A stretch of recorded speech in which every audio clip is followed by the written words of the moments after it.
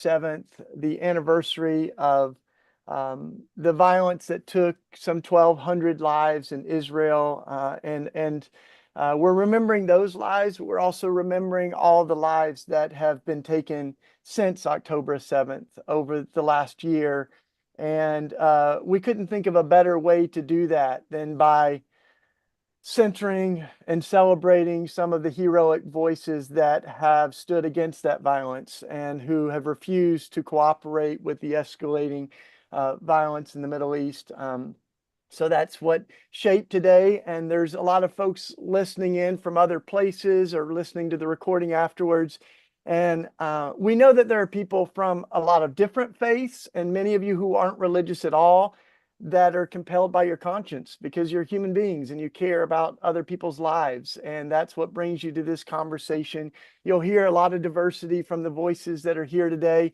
But we're hosting this forum today at Red Letter Christians because at the center of the Christian faith is this conviction that we should love our enemies, that Jesus said, "Blessed are the peacemakers." Our scripture says that if our enemy is hungry, we should feed them. If they are thirsty, we should give them something to drink, that we should not repay evil with evil. But as Dr. Martin Luther King said, we wear evil down with love. And we refuse to let those who hate us cause us to hate them. So this is not just about who other people are, but it's about who we are. And the folks that you're going to hear today are an inspiration to refuse to hate, even as much as they may have been targeted with hatred themselves.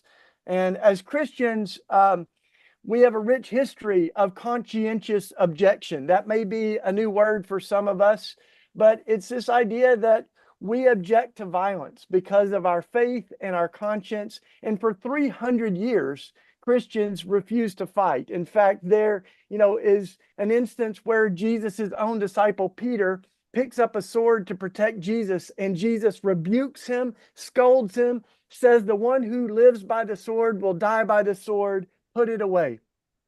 And then he heals the man that Peter wounded. And the early Christians interpreted that to say, when Jesus disarmed Peter, he disarmed every one of us.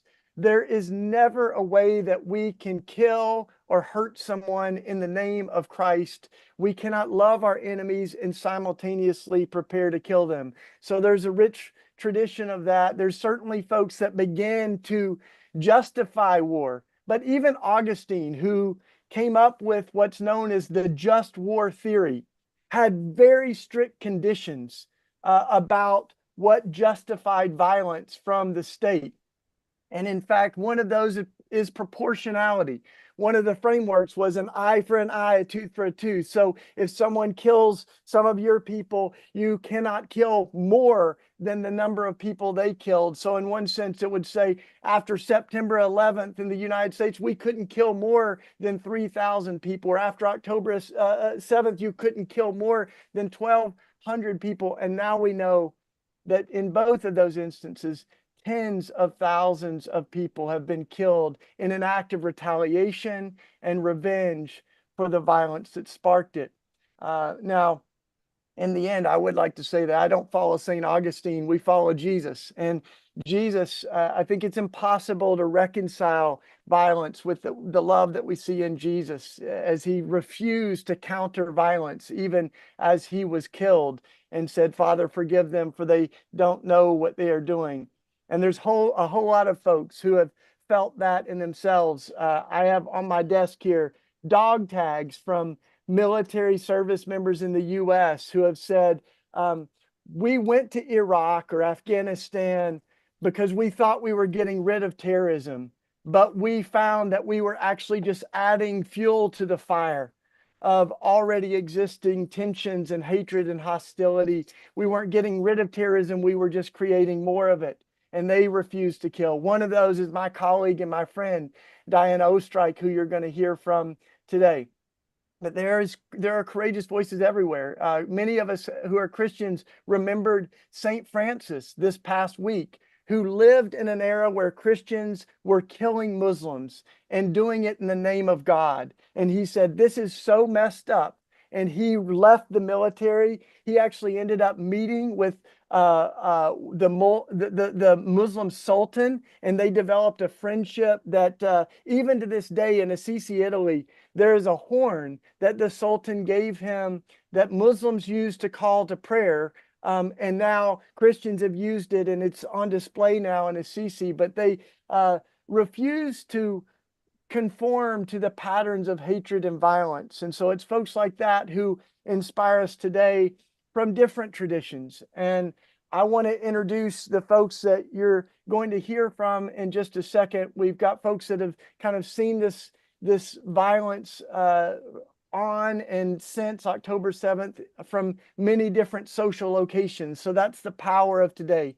But before we start that, I just want to have a moment of silence to remember those who lost their lives on October 7th and since October 7th. But even as I was walking through the airport in Tel Aviv a few weeks ago, there's the images of the hostages, 97 of which are still unaccounted for. And so let's remember the beautiful thing about love is it's not a limited resource. We can have compassion and outrage for the lives taken on October 7th, and with equal passion, grieve the lives that have been lost in Palestine and Gaza since October 7th. So let's remember those lives already lost, and may it also compel us to say no more, not one more death.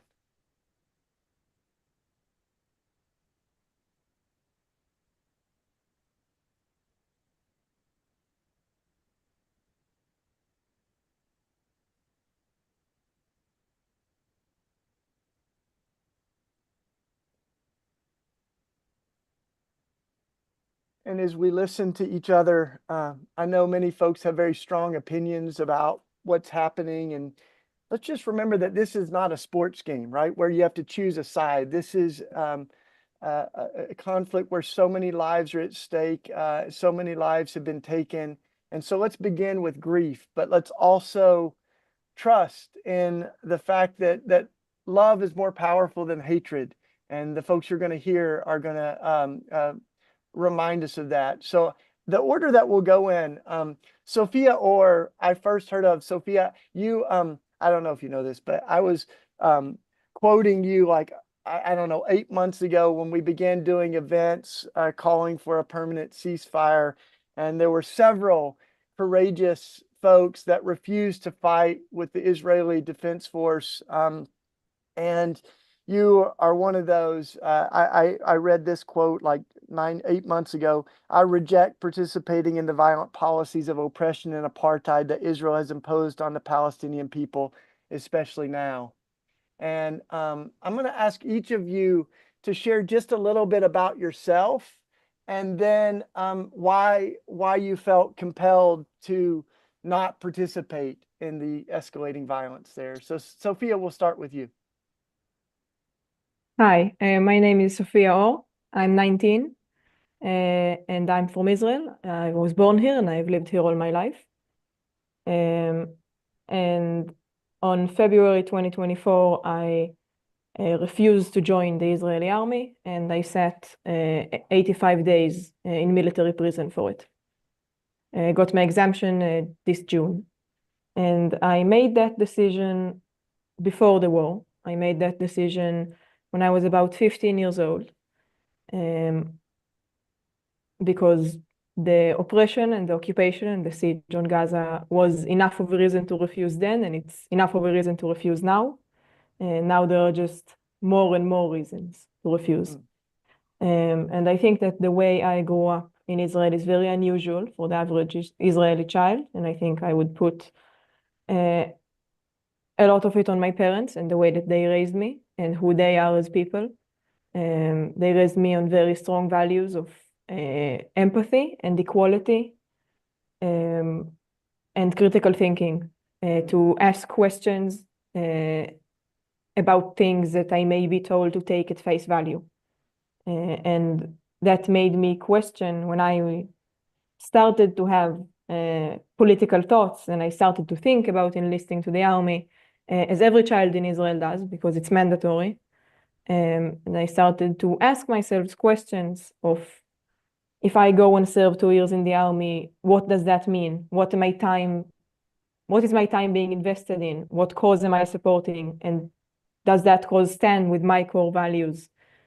And starting to ask those questions made me treat enlistment as a choice, which is not usual in Israel, and it made me treat it as a political choice, because enlisting in the army is as much of a political statement as refusing to enlist in the army. And asking myself those questions gave me answers, and the answers were that if I go and refuse and enlist in the army, I am putting my body in a cycle of bloodshed that is only making lives worse for everyone living in this region, and it is throwing my body into trying to solve a political conflict with military means and continuing this war that has been going on for years and years and years. And that is not something that I could take part in, and not just that, that is not something that I could stand aside and do nothing about. So I decided to make my refusal public. I did interviews and a lot of media work and participated in protests, did speeches regarding my refusal and why I refuse. And I did that to try and gain a voice, to spread the message of peace and to try and reach people internationally, but also inside Israel, especially young people, to show them that refusing is an option and that peace is an option, the only option, the only productive and moral option that we have ever had. And that was a big part of why I decided to refuse, was to try and gain a voice to promote peace. And I did that, and I sat 3 months in prison. And now I support other conscientious objectors who are in jail right now at this moment, going in and out of jail these days, and trying to continue to raise a voice using my privilege as a person who can refuse, to try and be a voice for people who may be voiceless and who are being silenced. And I try to do that work anywhere I can, be as loud as I can, especially now when that voice is very rare. Thank you. Yes, I was going to go around to each, but I think what we'll do is stick with each of you, because I think you've brought us into your story, and then we'll move on to the other panelists. But Sophia, I mean, the good news is, as you said, that even when things feel so heavy and we like the loudest voices are the voices of war right now, sometimes you're not alone. I mean, there's lots of other folks. I bumped into Tal Mitnick and Ben Arad and others that have shown similar courage. So tell us, like, what you're doing now, and some of the organizations, the Refuseniks and others, that are creating momentum, and how we can join and support you and others. So Tal Mitnick and Ben Arad are my friends. We're all part of the same network of conscientious objectors called Mesarvot, who support conscientious objectors in Israel in their refusal to enlist. It's a network made of conscientious objectors, be it if they are conscientious objectors who went to jail, or what we call gray conscientious objectors who didn't enlist because of political motives, but did not go to prison for it. And we provide both a backing in an emotional sense, a social sense, media support. We have a spokesperson who gives us a lot of reach to reach media, and legal support, which is very needed in this process. And we try to support our conscientious objectors while doing collaborations with other organizations in Israel who support refuseniks. And how I think a lot of people are looking for where they can find hope, and I mean, it feels like even in the cracks of everything, there's hope is an act of resistance. Joy is an act of resistance. I've been following the Gaza circus, that are, it's almost like the laughter of the children can drown out the sound of the bombs, but it can be really heavy right now. So how do you kind of keep your hope and your joy alive right now? That is a very hard question. I don't always have hope or joy in the situation. A lot of the time I don't. And I think that it's important to do those things anyway, even if you don't have hope, because they're the right thing and because it's better to do something and then to give up before you even try. And it was important for me. It's important for me to keep doing it even when I don't have hope. Being in events like this does give me hope, being surrounded by other people fighting for that same cause as me. And I think that remembering that change can come very quickly gives me hope sometimes. But really, I think that if I speak to someone and they tell me that I made them think again, or I challenge something in their perspective that they've had for a very long time, that gives me hope. I've had that interaction a couple of times, especially in prison, and that gives me hope that people can change and that perspectives can change. But I do it with hope and I do it without any hope. And I think that, I mean, I will keep doing whatever I can, and I will try to be hopeful because it's something you have to find every day, that little bit of hope. And it's easier to do it when you have hope. Well, thank you. I think your courage gives a lot of us hope, and just like fear, courage is contagious. When we see someone show courage, it invites our own imagination to, ask ourselves, what does it look like for me to be courageous where I am? So, thank you. And we at the end, well, let me go ahead and ask you now, like, how can people follow you and keep track of your work on social media or other places with your organizations? So we are called Mesarvot on everything, Instagram, Twitter, everything. And we post there. Support is, obviously we need funding. We are all doing it voluntarily. And so we have, you can donate to us if you have the means to. And just following and sharing our voice and raising your own voice, because when I sat in prison, I gained a voice, but I don't want to be the voice of everyone. I want to encourage others to raise their voice. So fight for that cause wherever you are, and try to raise awareness for it wherever you are, where we might not have the same kind of maybe freedom or power in numbers in Israel as you can have in other places. So that's very important. And I can write in the chat the name, maybe. Yeah, that'd be awesome. Thank you. And yeah, the last thing that we want people to do today is listen to you all and live vicariously through you, right? Just venerate you as if you're just heroes or something. Like, what we would rather people do is be inspired by each of you and then get up and do similar work to try to stop the violence. So thank you so much, Sophia, for starting us out. I see that we have Ahmed Halo back.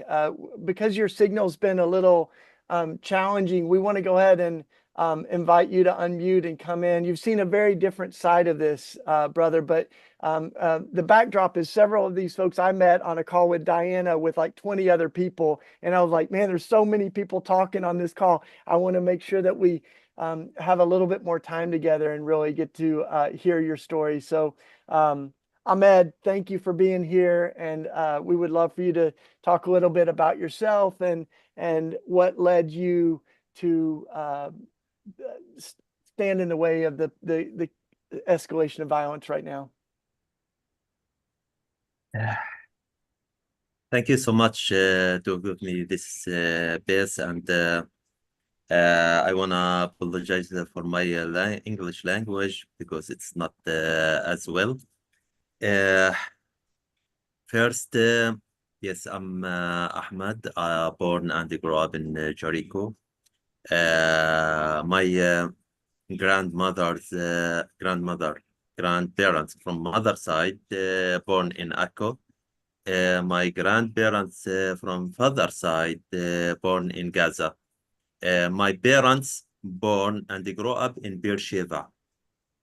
In 1948, they escaped to Jericho. I born and grew up in Jericho. When I was 15 years old, Sophia, she refused to go to the jail in her ages, but when I was 15, I decided to be member with Hamas in the first Intifada.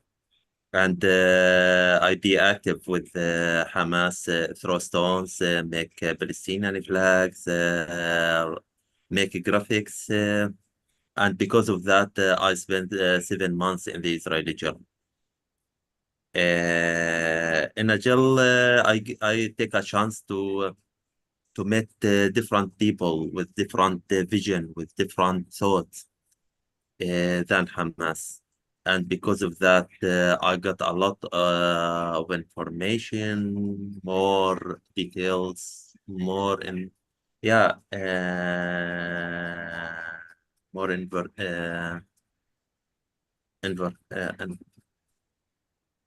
yeah, more details about the future. And because of that, I decided to leave Hamas and became and working alone. In 1996, in December 1996, I was ambulance service, and I got a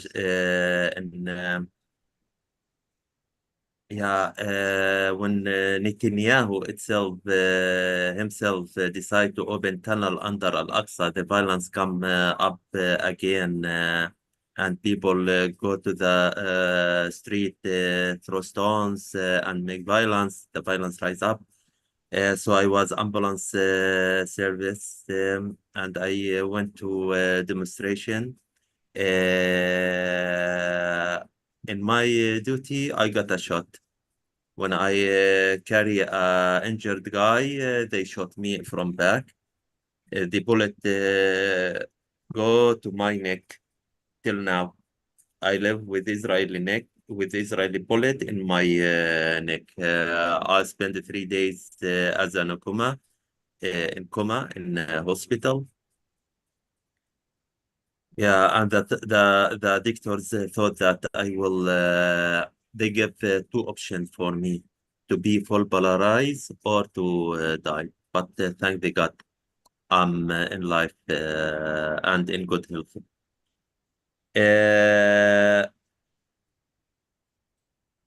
Yeah, then I continue my life till I met people in combatants for peace and starting working with them in non-violence, struggling in non-violence, and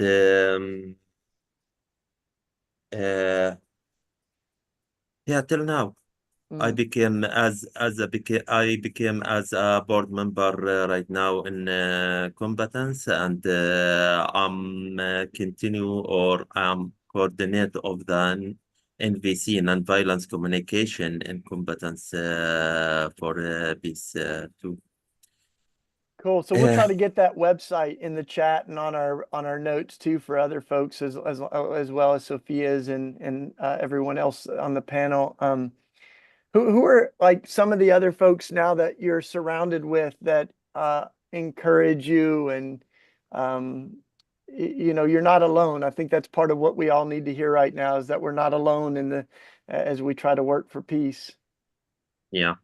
To be honest, first of all, it's not like a guy or a person. It happens. the peace process, Oslo Agreement itself, it's encouraged me or changed my mind to when it's happened, I was in a jail and I start like thinking about the secret of this agreement. One day before, we were with the Israelis' enemy. We throw stones, and the Palestinian flags were illegal. One day after, we became friends. We start shake hands with the soldiers.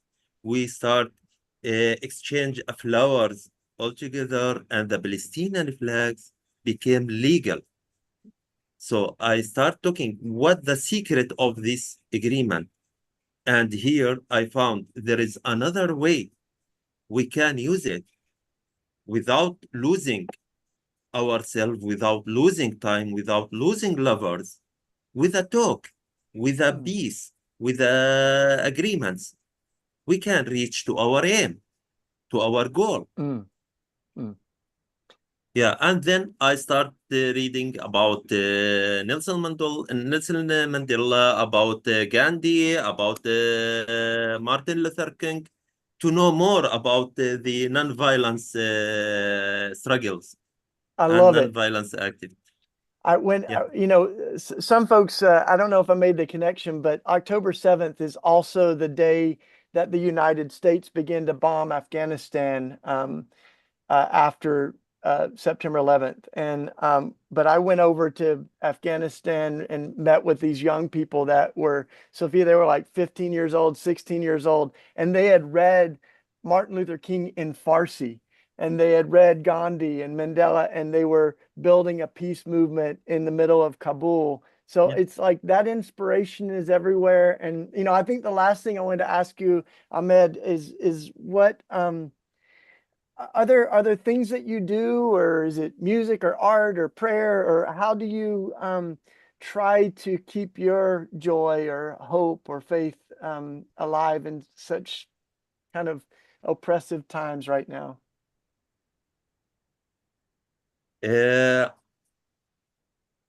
Many things. Yes. One of them pray. One of them go to the gym. One of them meeting like this, and met Israeli friends in Zoom and physicals everywhere. And in our office as combatants. Yeah, all these things really, which I make it to give me more hope, to give me the hope, more energy to continue in my path. Well, thank you. Yeah. Yeah. Bless you. Yeah. And hold on if you can. We see like some energy in the chat. If you guys have questions, we're also watching on YouTube and Facebook and other platforms. If feel free to write things that are resonating with your heart and your soul, or questions that you have. But the next person we're going to hear from, thank you, Ahmed, and stand by, brother. Yeah, we'll continue to let people know about how to connect with you. The next person that we're going to hear from is Alec Elhanan, and he is joining us today, and from his own unique social location and all of this. And it's wonderful to see you again, brother. Thanks for joining us. So tell people a little about, introduce yourself a little bit, but especially how you got into your current work trying to stop the escalation of violence. Hello, everyone, and thank you so much for having me. I was unsure about this event and this date, but I have to say, half an hour in, there's no place I'd rather be on such a hard day than here with you. My name is Elik Elchanan. I'm a member of Combatants for Peace, and I'm a board member of the American Friends of Combatants for Peace. In my everyday life, I'm a professor of Yiddish literature here I live in New York. But I've been involved in occupation or anti-occupation activities for nearly my whole life. I grew up in a very kind of leftist household. My grandfather was one of the pioneers of the dialogue with the PLO, and I have to say, kind of in the contrary of what Sophia here told us, the education I got at home was not a lot of help. When I was 18, I wanted to stop questioning everything. I wanted to just go along and belong. Mm. And so I volunteered and I served in the IDF. I served in a special forces unit from 95 to 98. I served mostly in Lebanon and the West Bank. I was actually a soldier during the tunnel events that Ahmed here, my brother Ahmed here, mentioned. I mean, thankfully, I was not a part of the repression of the Palestinian uprising on those days. I was on the Syrian border, but it's only a matter of chance. I could have been the soldier who shot Ahmed in the neck. Just to say, an American bullet is in your neck, shot by an Israeli, but it's important to point out that it's an American bullet, shot from an American rifle. Yeah, it's M16. Yeah.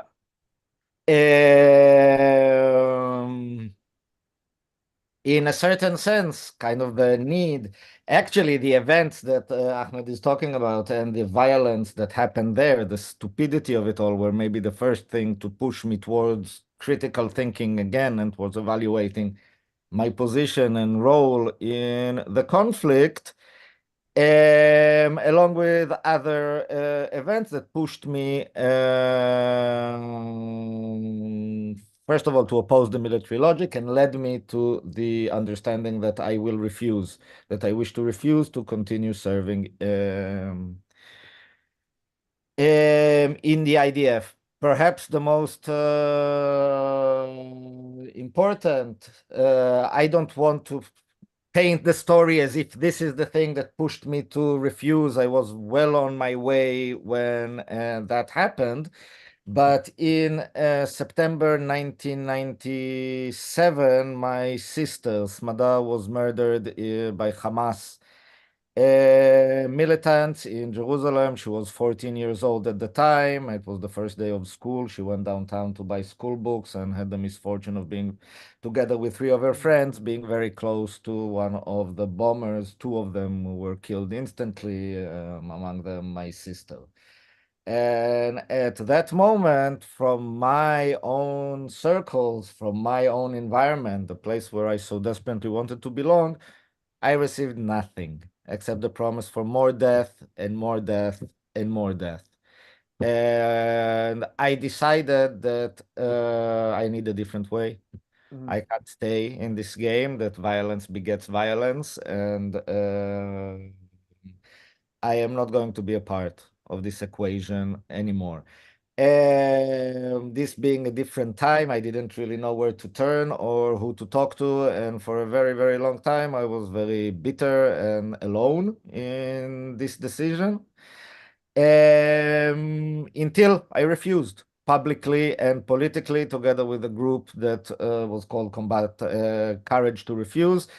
And it's in that act that I found my voice and that I found my identity, the one that I think I sacrificed in order to belong to the Israeli narrative. I say that because this was an initial step, but a very partial and an incomplete step. Refusing, saying no was only a first gesture. We had to say yes to something, and the yes we said was to Combatants for Peace. I have the honor of being among the founding members of this group in 2005. A group of conscientious refuseniks. We decided that this is not enough for us, that we can't really make headway or convince more people inside the Israeli society, that we need something else. And this something else came in the form of a dialogue, of meeting, and finally of the constitution of this group that is engaged in nonviolent resistance to the occupation, Combatants for Peace, where Israelis, former soldiers, refuseniks, and Palestinians, former prisoners, come together and find other ways to dialogue and to resist the occupation that are not armed, that are not part of the armed struggle. And in a sense, yeah, this is the And moment. what are some ways that you would encourage other people listening today? Because you've seen so much over the years. You're teaching now. I don't know what classes you're teaching right now, but tell us what others can do to be active, not just to sit back and watch it all happen, but to help make history by stopping the violence. Well, I mean, first of all, as a board member of the American Friends of Combatants for Peace, which is the body fundraising for the group doing the holy work on the ground, I would say go to our website, see our activities, donate, join us, our donor circles, be informed, be involved, invite us. On the first level, yeah, this is what I'll say. We need money. If you have it, give it to us. We'll give it to them, and they do wonderful thing with it on the ground. Awesome. Besides that, I would just say be involved, listen, be informed. Don't allow yourself to fall into binaries and into the comfort that neatly tied stories provide. Know who are the people on the ground, what are they doing, what is happening. The important Palestinian scholar Edward Said said that the mission of an intellectual is to point to difference where others see none. This is the mission of every peace and justice loving person. Whenever you see a unified tableau, a black and white picture, look for difference, point for difference. The many shades of our lives in the Middle East deserve this attention, and this attention is life-saving. You need to know about everything that's going on. You need to know that beyond the Israeli propaganda, Hamas has agreed to ceasefire many times since October 7th. And the Israeli targeted assassinations are there to prevent ceasefire, not to protect Israelis. You need to know that even though we are the occupier, we are not a monolith. And there are many Israelis that are opposed to the situation, and many others who put their lives and privilege at risk, like Sophia here and like so many others, in order to fight the situation, that use their bodily privileges to protect Palestinians. You need to know all that. You need to know all that to paint a picture and decide where to throw your weight, where to give your voice. Thanks, man. And once you do, again, go to our website, and if you have it, donate. We really need all the help we can get. Yeah, we're gonna make a donation too. Are doing fantastic work. Thank you so much. Yeah, each of you, and by the way, like as you support Red Letter Christians, like each of these folks that's sharing today, we're going to do as much as we can to stand behind them and with them and beside them.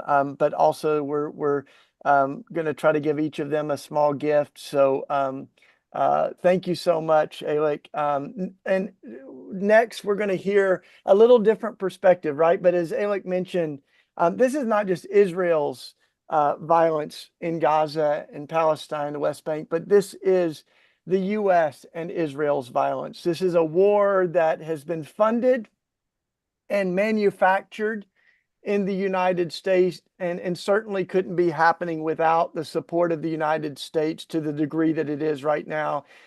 Diana and I were both actually participated in an act of direct action at Lockheed Martin, one of the weapons manufacturers making the weapons used in Gaza right now.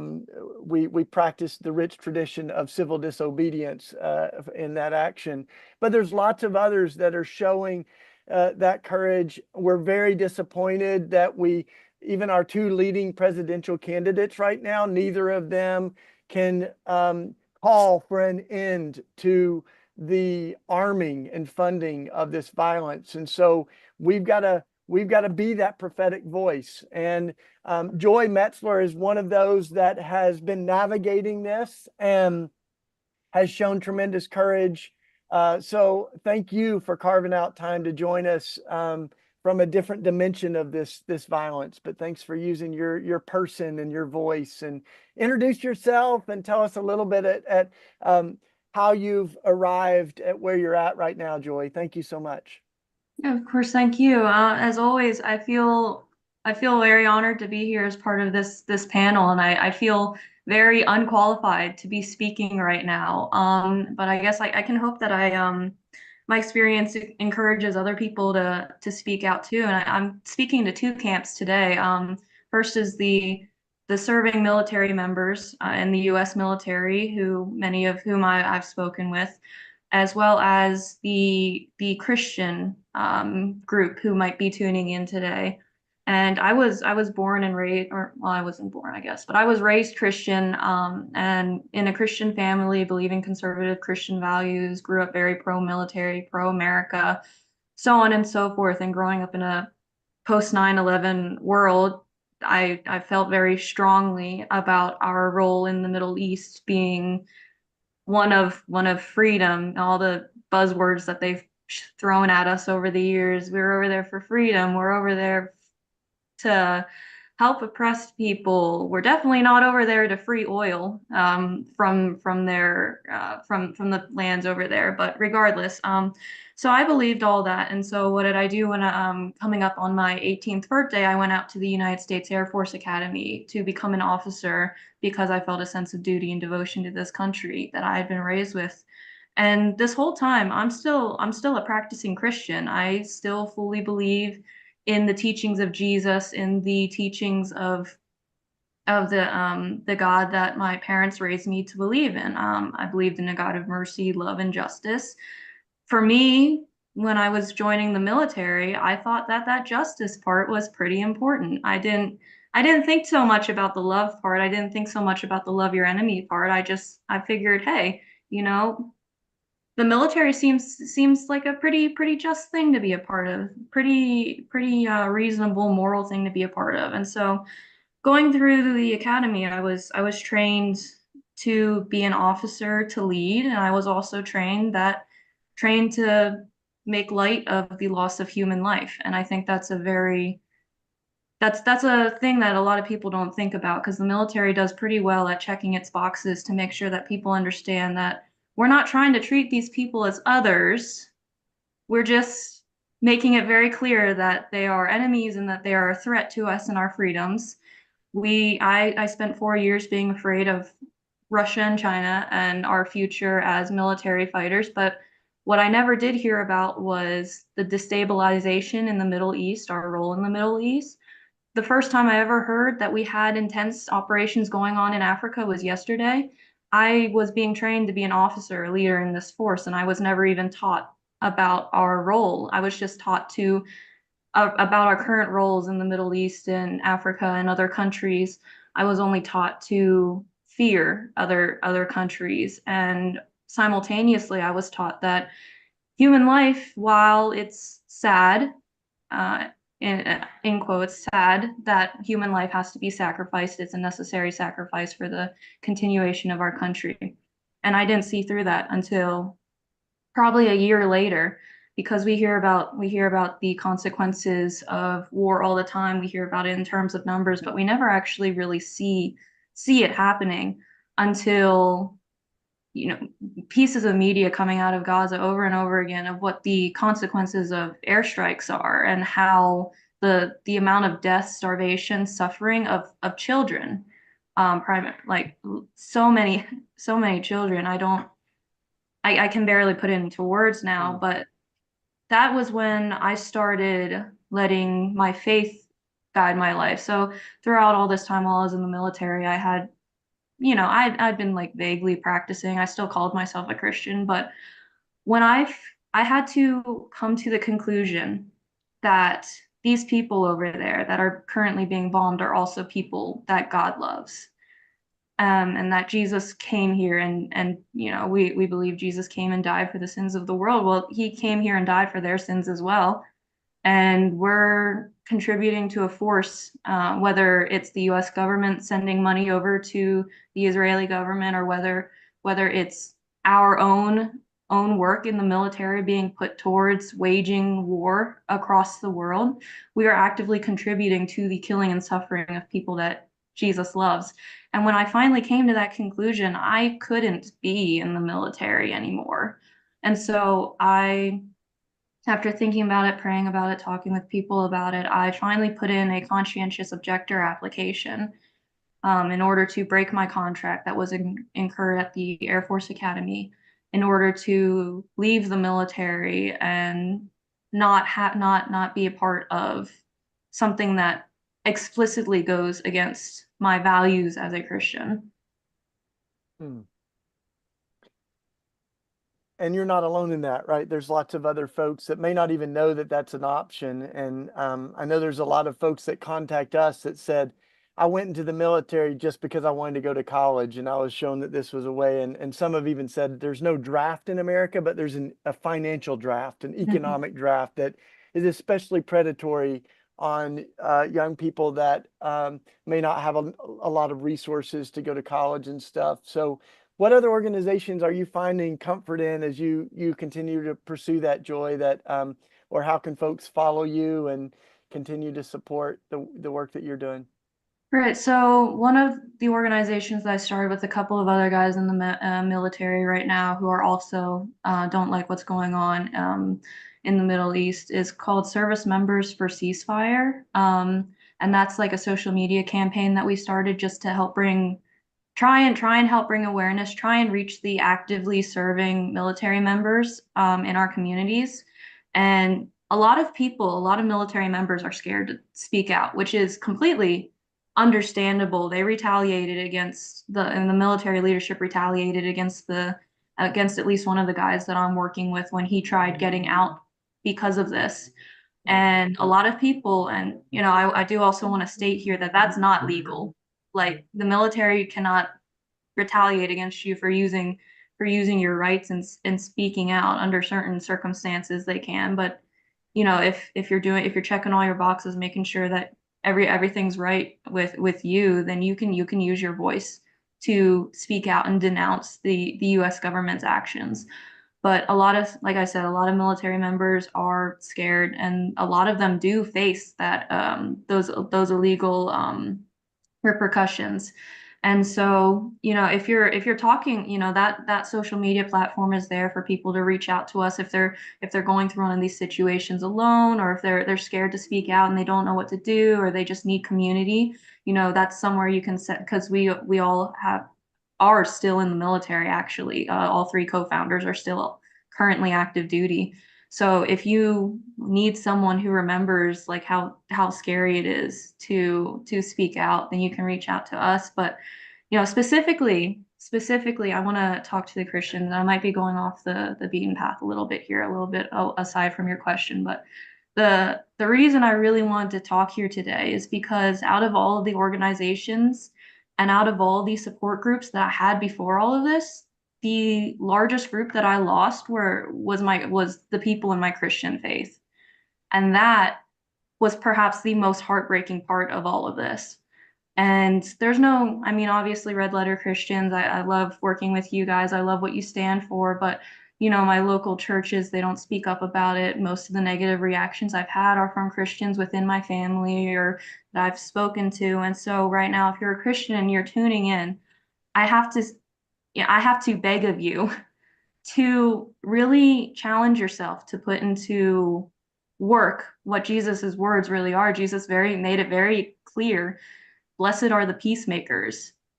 And a lot of people just listen to that and they don't implement it into their lives. A lot of Christians are out there talking about the sanctity of life, but they won't speak up when babies overseas are being killed days after their birth. And of course, I'm the last person to be here talking to you about all of this. I'm a coward myself. I feel afraid to speak to my family members about this, but that's where this starts in our Christian communities. Now is the time for courage. Christian communities have been so quiet over the years in the face of unspeakable tragedies during like the civil rights movement, during the Holocaust, during so many crises, crises of humanity. And now is not the time to continue that. We need, as a community, to come together and really show people what the love of Christ looks like. And that's one of the reasons I'm here. And maybe I'll get my act together and talk to my family about this again. But that's where these conversations need to start, is with the people around us, and that's where this organizing needs to start. Thank you so much. Yeah. We'll hope that your folks aren't watching the live stream today. No, I'm just kidding. I'm so grateful for you, and I think you're anything but a coward, and your voice is so needed right now. And so please let us know anything that we can do to stand with you. And the good news is that you are not at all alone in history, right? I mean, Christians have gone to jail. They've been killed for refusing to fight for centuries. And the current iteration of God and war that we see is such a distortion of the gospel. And as you said, like at Red Letter Christians, in case folks don't know, we get our name from the Bibles that have the words of Jesus highlighted in red. And we like to say that we're trying to live as if Jesus meant the stuff he said in red. He meant the Sermon on the Mount. He meant that we're to love our enemies. Blessed are the peacemakers. And it was Mahatma Gandhi that was actually asked about Christianity. And he said, I love Jesus. I just wish the Christians acted more like him. And unfortunately, as you said, Joy, too often we've had a framework for saying that we're pro-life, but only thinking about that in terms of one issue on abortion, and then on so many other issues like gun violence or the death penalty or the genocide in Gaza. We have these theological constructs that justify the violence. And we want to say today that if your theology lands you in a place where you are defending the violence that we see in Gaza and Palestine, there's something wrong with our theology. If our theology is saying, well, just thousands of children have to die in Gaza so that Jesus can come back, it makes a monster out of God.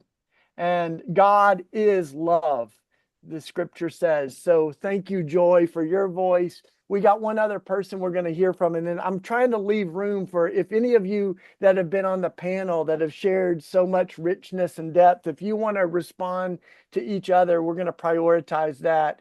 But first, let me introduce Diana, who is my dear friend and colleague. We work together at Red Letter Christians.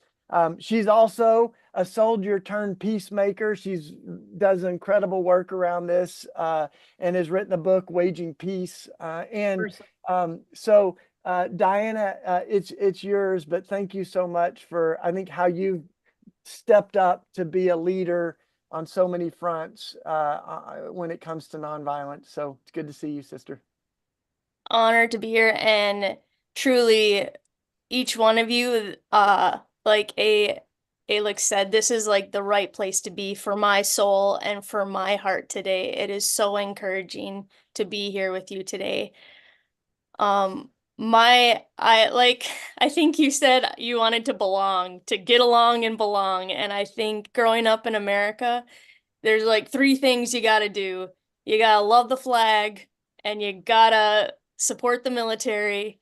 And then you really have to love God, or to say you do. So it's basically God, guns, and country. And I grew up in all of those 3 things. And so I ended up being deployed to the Iraq War after 9/11. And the first week I was there, they said that it was a military tactic to push little Iraqi children in front of army convoys. And so the army convoys would slow down to avoid harming a child, and then they would ambush them on the rear. And all of us were expected to run over Iraqi children if necessary to keep our battle buddies safe. And I was 23 years old, and this was like the very first time that I ever even questioned my own violence or my own uniform or my own country's, or the military, the army that I was in. And so in the middle of the night, I wrestled with God because I grew up knowing God was love, but somehow my country and whatever it did and the army always could do no wrong. Like we never even questioned what we did. But in the middle of the night, I just heard God's voice. I love them. I love them too. And in a minute, I just knew it was true. Like I knew Jesus loved little kids and I knew Jesus loved me. And so I always say that Jesus disarmed me of my gun in the middle of a war. So I took the bullets out, laid down my gun, and I was there another 397 days, but I became a peacemaker in the middle of the war. And that's just when I knew that violence was my only enemy. And I was part of the brotherhood of humanity. And nobody could require me to kill. That was something sacred, and that was part of my my spirit and my soul that no country could demand of me or take from me. And so that's just, I don't even know the word for conscientious objection because the family that I came from was a third generation Army veteran family. So we didn't even know what peace was. But I laid down my weapon and I knew that I was never ever going to take a life, and that violence was the thing that was always going to hurt us. And it was always the thing, no matter what somebody called it, whatever religion they were in, whatever country they're in, whatever justification, it was always the thing that was going to harm us and lie to us and steal from us. So that's really my background, that I always believed in, is necessary, never questioned. So Sophia, I wish I had your parents. I wish they actually raised me to think twice about things, but I really did just want to belong. And that's the reason why I'm wearing this uniform today, because this is the uniform. We got two when we got deployed to the Iraq War. So I wore this one the whole year. I washed the second one out in a 5-gallon pail, but it reminds me that we always have a choice. Our humanity is a choice. And it also reminds me that had I been born in a different country, I would be wearing an Israeli uniform. I would be probably wearing a Palestinian uniform. I would be wearing any other country's soldier's uniform, because wherever we're born, we're just born into it. So this uniform always reminds me about we're always going to be recruited into nationalism, but the spirit of peace is what unites us, and that can never be taken from us. And so I think it's just so encouraging. War is always traumatic. This is the uniform I was wearing when I saw things and when I was saw bombs and saw bullets. And so I think it's just healing for me to be on this call with you all, to know that people who have seen things have decided that violence is our enemy. And we're going to keep speaking up, and we're going to keep telling our Christian folks that Jesus disarmed violence. He refused it. So if you're gonna say yes to violence, you're gonna be against Jesus, and you can do that, but it's never gonna work out well for you. And so whatever religion we're in, we're gonna have to keep standing together and fighting for each other's lives and refusing to accept these bombs. And so the first time I ever saw what my country was doing, and what our policies and our soldiers and our guns and where our bullets are, like you all mentioned, it is American weapons and it is American bullets, was when I was in Iraq. And it is tremendous. And I think some of why veterans have a double the suicide rate is because we are carrying the weight and the accountability for all of this violence that our country is failing to take responsibility for. And so I think the more that we can ask Americans to take responsibility and stop sending these weapons, I think that the less killing that we are supporting, enabling, and promoting, more lives will be saved. And I also think that Americans will stop having so many diseases of despair. Because we Mm. can't promote violence and not also have it be taking some of our hope too. So I know we're at the end, so I want to keep it No, really it's good. but Thank that's you so much. Yeah, each of you. And we're going to go over just a few minutes if that's all right. I promise I'll get us off in like Probably. 5 minutes. But Alec, you wanted to respond, I think. And then if there's anybody else on the panel that wants to have a closing word or share anything, just jump in or raise your hand. But Alec, what were you going to comment on, brother? Well, first of all, I just wanted to thank you for having this panel, and I wanted to react to the things Joy said. And I wanted to thank you in particular as Christians and as people of faith for doing what you're doing. I think it's remarkably important. I mean, I can account personally for the effect that Christian and faith-oriented organizations had on my political development and on the development of the group. One of my most transformational experience in life was shortly after refusing. I was invited to participate in the Peace March from Perugia to Assisi in the honor of St. Francis and his refusal to serve in the army. And this is just blew my mind. I did not think that something like that could possibly exist in the world. And I mean, there were tens of thousands of people marching there. And later on in Combatants for Peace, I mean, we were carried and were helped by the Refuser Solidarity Network and the Quakers. And throughout, we just met these religious people who were driven by their faith and by their conviction in the Word of God, but to help us. Wow, yeah. And of course, I mean, within, and I should point it out, I'm an Israeli and Israel. I grew up on the Zionist left, militantly secular, anti-religious. I knew that religion is the problem. All these superstitions, the people believing in the old man in the sky. This is the issue. If everyone was rational like me, things would be solved. And I learned the difference. Very, very, very different. I mean, if it's religious people, like, I mean, you've heard Ahmed here, or the founder of Combatants for Peace, Bassam Aramin, who's profoundly religious, the founder of the Parent Circle on the Jewish side. The Bereaved Parent Circle is a religious Jew, profoundly religious. And these are people who use the religious conviction for good.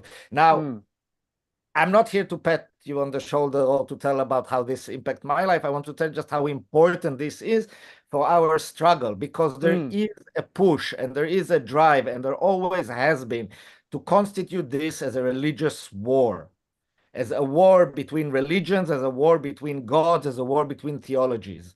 And when we get to that point, there's nothing to talk about, and there's nothing to discuss, and there's nothing to debate. Let your God smite my God, and we'll see who's best. But this is not the reality.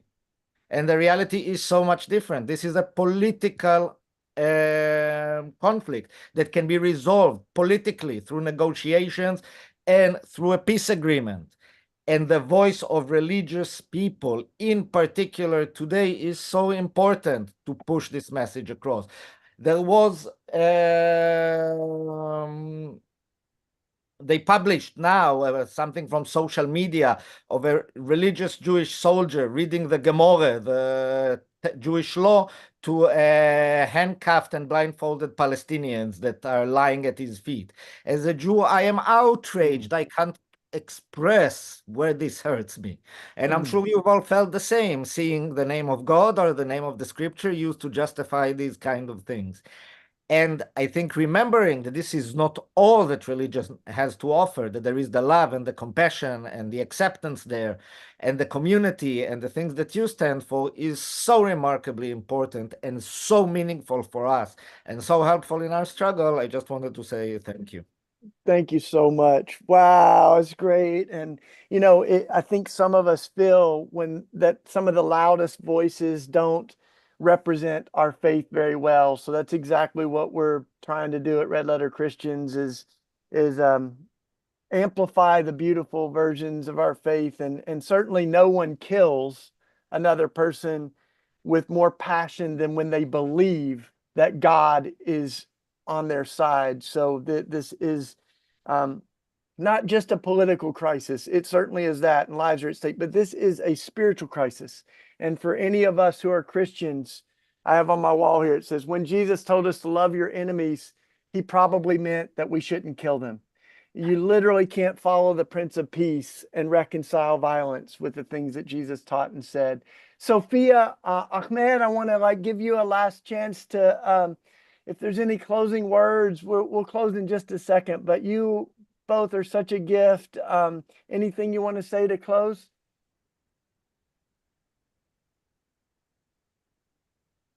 Sophia, go ahead.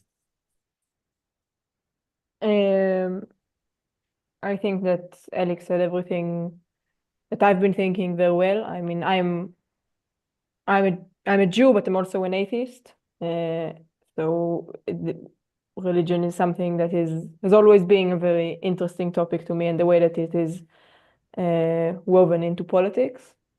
And I agree very strongly with what Alex said. And I think, I mean, I would just like to add, I think, a few words about this day in particular as some kind of a Memorial Day. Yeah. Memorial Days were a very big part of my political development. They're a very big part of growing up in Israel. You have a few every year for the Holocaust and for soldiers. And they were a very big part of the development that I had, where they didn't make any sense to me why every year we gather around and say that they've died in honor and we should, and honoring them is fighting for the cause that they've been fighting for, and trying to continue that struggle and make sure that they don't die in vain. And I think doing that is making them die in vain because it is getting more people killed. And I mean, I had a friend who died on October 7th, and his mother is a wonderful woman who continues to say now all the time, don't take revenge in my name. I don't want any revenge. I just don't want anyone to feel the same pain that I felt. I don't want any mother to feel the loss of a child. And I think that is what we should take away from this Memorial Day and from every Memorial Day, is giving an honor to life instead of to death, and trying to work for life and to make sure no one else dies. And that is the greatest respect that we can give to the people who died, no matter what side of the border they're living at. Oof. Yeah. Bless you. Oof. Thank you. Ahmed, anything to close us, brother? Thank you so much, Sophia. Thank you so much. If I want to talk about religion, yes, I don't call myself as a religious guy. With practice and I pray 5 times. I go to Mecca. I went to Mecca. I make Ramadan, but I don't call myself as a religious guy. But I need to say something. Who make the war always he loser, but who go with the peace winner. In this war, as Hello family, I lose more than 80% of my relatives, 81 in Gaza. Until now, I believe for future. I believe for tomorrow, that tomorrow will be better than today for us, for all of us. Because I believe in peace and believe in cooperation altogether between people. I don't talk about religions. I don't talk about gods. I talk about humanity. The human will win in the end. That's what I believe. Thank you again to Thank have you so much. us here. And yeah, I invite all of you to be to how can I say it, to contact the combatants for peace and to support us as well. Thank you. Thank you so much. I've got chill bumps on my arms from listening to each of you. I think we are going to leave it at that, you guys. There's a lot of energy in the chats, but I want to just take a moment to thank each of you. Diana and Joy and Alec, Sophia, Ahmed, thank you for your courage, and thank you for putting it back on us to say, what does it look like for us right now? I mean, there is such violence happening right now. There are many Christians that are, and others that are trying to justify that violence. So what does it look like for us to be peacemakers right now?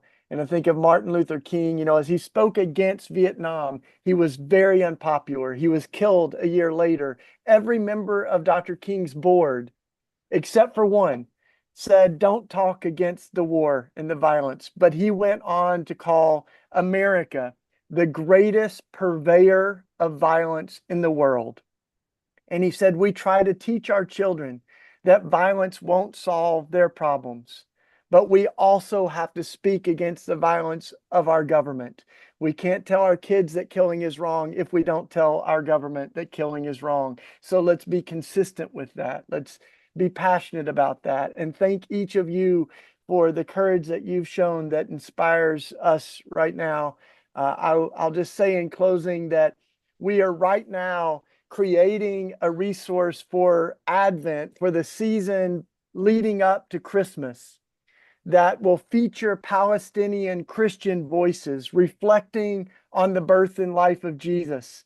And so all through this next season, we're going to release that. And that's coming up. We're going to have other forums like this. Please share the recording of this with everyone that you know so that they can hear voices like the ones that we heard today. And thank you each. Let me send us out with this blessing. This is adapted from a prayer that we have in our book, Common Prayer, but I'm making it so that it can resonate with folks of different faiths or maybe that don't have any particular religion at all. But this is our sending out today. May God bless you with discomfort in a world that has become way too comfortable with other people's suffering. May God bless you with anger at injustice, oppression, and the exploitation of people. May God bless you with tears to cry with all of those who are weeping now. And particularly today, we think of those whose loved ones are still held hostage, those who lost loved ones on October 7th, and those who have lost loved ones since October 7th.